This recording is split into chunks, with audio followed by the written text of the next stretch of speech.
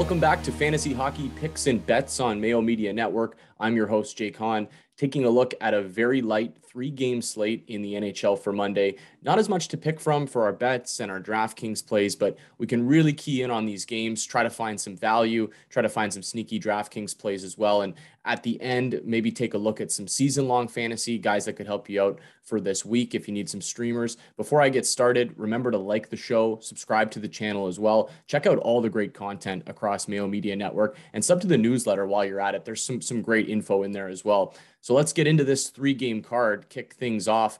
The Washington Capitals in Tampa Bay to take on the defending two-time champs, Tampa Bay Lightning, minus 145 favorites on home ice for Tampa. Washington, a plus 125 underdog on the road here. The over-under is set at 6 for this game.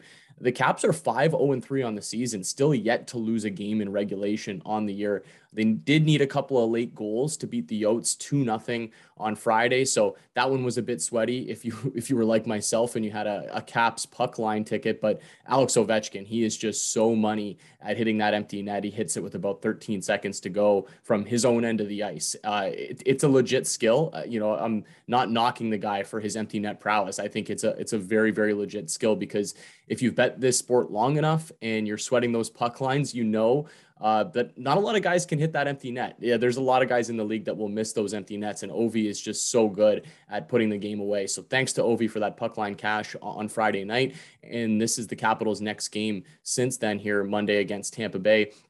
They start a little two-game Florida trip. They do have Tampa here on Monday, and then they get the Panthers on Thursday. So they'll have a couple days off between those two games. The reason for the Capitals' success, or a big reason for it this year, besides the fact that Ovechkin's been unbelievable, is they're playing really well defensively. They're actually first in the league in terms of shots on goal allowed. So the defense has kind of been the MO for Washington, and then that top line, Ovechkin, Kuznetsov, those guys are just firing on all cylinders right now and really carrying the offense for Washington this season. Couple of injuries, Nick Backstrom still out of the lineup, TJ Oshie out of the lineup as well for Washington, so they'll still lean heavily on those guys I mentioned. Ovi is leading the way right now with 9 goals, 15 points in 8 games. Kuznetsov has 12 points, and Tom Wilson's he's been playing sneaky well. He doesn't have a goal on the season, but he does have 7 assists in 8 games. He's somebody that's very usable in DraftKings, and he's going to score eventually. Something's going to go in for him soon. But they are mostly a top-heavy unit. Like I said, it's the top guys that are really carrying them. There's just not a lot of depth scoring on Washington right now. So we'll see if maybe a couple of other guys step up as the season goes on. Tampa Bay, they've won 2 games in a row by matching 5-1 scores, the Pens and the Yotes. They're well rested. Their last game was on Thursday against the Yotes. Actually, both of these teams' last games were against the Arizona Coyotes. Their power play is not clicking at the moment, 24th in the league. No Nikita Kucherov, and he'll be out for a long time, a couple months for Kuch. I think 8 to 10 weeks is the timeline. Stamkos has been leading the way, 12 points in 8 games. Alex Killorn is on fire for Tampa Bay right now. 4 goals, 3 assists for 7 points in his last 4 games. He's been really good, playing some big minutes for them. Keep a look or take a look at Corey Perry here as well. I know it's a tough sell. He's got no points on the season, but he's getting a look on that first power play unit for Tampa Bay. So if you're looking for maybe a sneaky DraftKings play to throw in your lineup, maybe Monday night's the night for Corey Perry. He finally gets one, finally gets on the score sheet in some fashion. He played almost 19 minutes last game, and he did have 4 shots on goal. So I like that time on ice. Obviously, I like the spot on that first power play unit. So give a look to Corey Perry if you're playing season-long fantasy or DraftKings. These two teams did play earlier in the season as well. It was a 2-1 overtime win for Tampa in that game against Washington, but I thought the Caps were the better team in that game. Things have changed over the past couple of weeks. I think Tampa's really found themselves. They weren't playing good hockey at that time when they did play against Washington, but for a bet here, I'm going to go to the under. I think we see another lower scoring game similar to that game that we saw earlier this season between these two teams. Like I mentioned earlier, Washington's playing really well defensively right now. Tampa Bay is without their best player in Nikita Kucherov, so their offense isn't what it normally is, and you've got Vasilevsky between the pipes. And anytime you've got Vasi, and he seems to be rolling over these past couple of games, I'd give a lean here towards the under 6 goals at minus 110. I think that's pretty fair odds, and I think we see another tighter, lower scoring playoff style game between these two teams. Moving right along, we've got the winless Chicago Blackhawks. Yes, still winless Chicago Blackhawks favorites on home ice, minus 130 against the Ottawa Senators, who are plus 110 road underdogs. Over under set at 6 for this game as well. This is game 2 of a 3-game trip for the Ottawa Senators. They did beat Dallas 4-1 on Friday. They looked impressive in that game, and Philip Gustafsson was really impressive between the pipes for Ottawa. I actually had them as a dog in that game, and he was really good. So I don't know if they're going to continue to roll him in between the pipes, but he looked really solid. So maybe he's someone to keep an eye on as the season goes on here in Ottawa if he can keep it rolling. The power play is really clicking. They're 6th in the NHL right now, going with the top 6 of Tkachuk, Norris, and Batherson on the top line. Timmy Stützle, who's starting to get going a little bit. Nick Paul and Connor Brown are on that second line for Ottawa. It's a sneaky good top 6 and a sneaky good team this year that I think we could maybe find some value on as the season goes on. Chicago, it's brutal. They're now 0-7-2 on the season. So 9 games, no wins for Chicago. Losses to Carolina and St. Louis over the weekend. I will say, if you're looking for some sort of positive, Marc-Andre Fleury did play better on Saturday.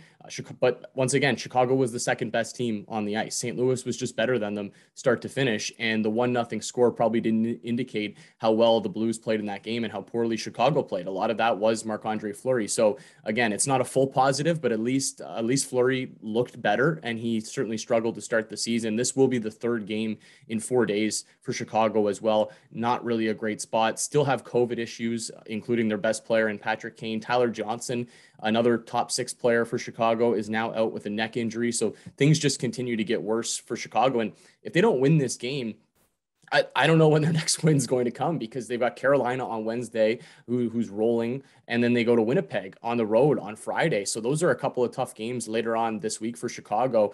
This is probably their best spot to actually get that win. So we'll see if they can take advantage of it. Seth Jones does lead the team right now in points, which is probably not a good thing. You obviously want Patrick Kane healthy, but 7 assists in 9 games for Seth Jones. Alex DeBrincat's got 4 goals. A player to keep an eye on in this matchup for Chicago, though, as bad as things are, is Brandon Hagel. I would continue to look at this player. Wasn't doing much offensively, but he did score Friday night against Carolina. He had 5 shots on goal against St. Louis on Saturday, and he's playing a lot. He's getting a ton of minutes. I think they really like this player in Chicago. He's kind of that workhorse type player. So I would continue to look at him, maybe play him in DraftKings or pick him up in your season-long league, because I like the looks of Brandon Hagel, and I think he's going to continue to play some minutes if he continues to play well. I'm going to bet the Sens here. I just don't think that we can bet Chicago. Like, who's lining up to bet Chicago as a favorite right now? They might win this game, and they are certainly due for a win if any team was ever due for a win. But I got to take the plus money with Ottawa here, plus 110 on the road. I just think Ottawa is a better team right now. I liked what I saw from them against Dallas on Friday. So I think they continue to roll here, and that's where the value lies. But like I said earlier, this is a big chance for Chicago to get that win. They really need this with a couple of tough games on the sched later this week. So I'm assuming they're going to step up and play well, but I'm going to take the plus money here with the Ottawa Senators. Last game of the 3-pack on Monday night, the biggest favorite on the board, the Edmonton Oilers, minus 195 favorites at home to the Seattle Kraken, plus 170 road underdogs here. Over under set at 6.5. Like, basically every Oilers game, you're going to see a lot of 6.5s, maybe even some 7s this year with the Oilers, the way that they can push the pace offensively. The Kraken will be playing the second half of a back-to-back here. They are home to the Rangers on Sunday night, so they're going to have to travel from Seattle to Edmonton.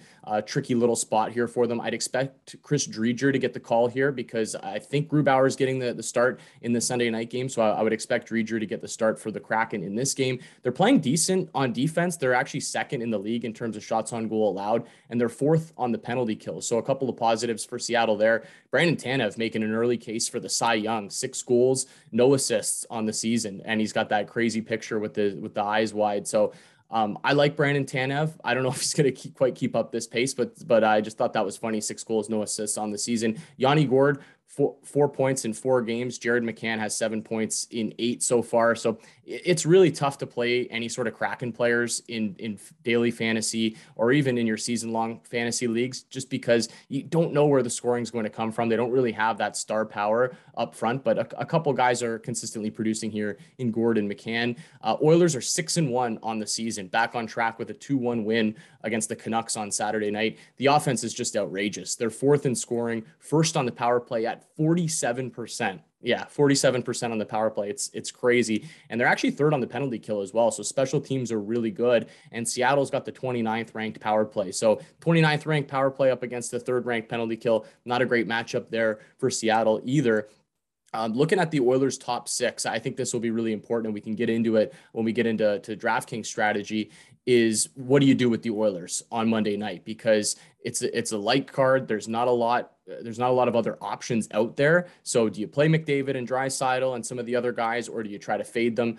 We can get into that a little bit. But one guy in the top six that's just been such a curious case is Kailer Yamamoto. He somehow has no points this season in this Oilers offense. And I just went over the numbers, how great they are. Fourth in the league in scoring. Their totals are set really high for a reason. And somehow Yamamoto has no points. And he's still playing on the wing of Leon Draisaitl and Ryan Nugent-Hopkins on that second line. So maybe he's someone to target as like a buy low opportunity. I don't really like what I've seen from him, but he's still in an opportunity to score. So we'll see if Yamamoto can actually get it going. I'm not going to have a bet on this game. This one will be a stay away for me, but if I was forced to make a play, it would have to be the Oilers on the puck line. I do think that they win this game. Seattle's on the second half of a back-to-back, and if they win the game, they're probably going to win the game by multiple goals and really get rolling on that power play. But I am intrigued to see if Seattle can keep it up on the PK. If the Oilers do get power plays in this game, we know how good they are on the power play, but Seattle's penalty kill has been really good. So that could be an interesting matchup to follow if you're watching the game on Monday night. As for some DraftKings strategy here, like I said before, the Oilers stack is obviously an option. And I think that's a decision that you're going to have to make. Do you want to stack the Oilers or do you want to fade the Oilers? And if you fade the Oilers, it could really pay off. If Seattle finds a way to shut them down, it's not impossible. A lot of people are going to have Oilers in their lineup. They're going to carry a very heavy ownership. So if you do fade them, it could work out really well for you if you pick the right guys to put in your lineup. So there's some risk involved to it, but I do think the payoff could be nice if you want to fade the Oilers on Monday night. If you're looking to fade the Oilers, you're looking to get some other guys in your lineup. I do like the Ottawa Senators as a possible stack to get a few of those guys in your lineup on Monday. Drake Batherson, Josh Norris, Thomas Chabot, Timmy Stützle, who, like I said earlier, is starting to get going a little bit. Those are some names I think I would look to for Ottawa if you're looking to play DraftKings on Monday night. I mentioned Brandon Hagel earlier as well. He could be really sneaky. I don't think a lot of people are going to be throwing him in their lineups, but he's in that Chicago top six. He's playing a lot of minutes. He's somebody I would look to as a value play on DraftKings. Corey Perry, mentioned earlier as well, on that Bolts top power play. Why not? Why not throw him out there in your lineup if Corey Perry's getting looks on the top power play unit, and he played 19 minutes in the last game, so he could be a good option.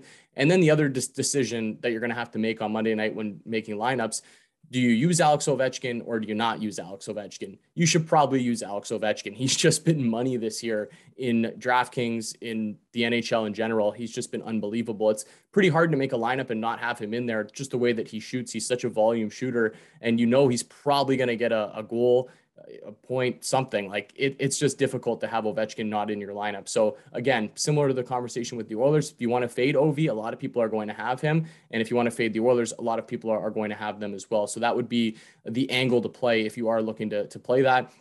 I actually too want to take a second to look at some options for streamers in your season-long fantasy leagues this year. It is a Monday, so start of your fantasy matchup week, and you can try to optimize your lineup as best as you can.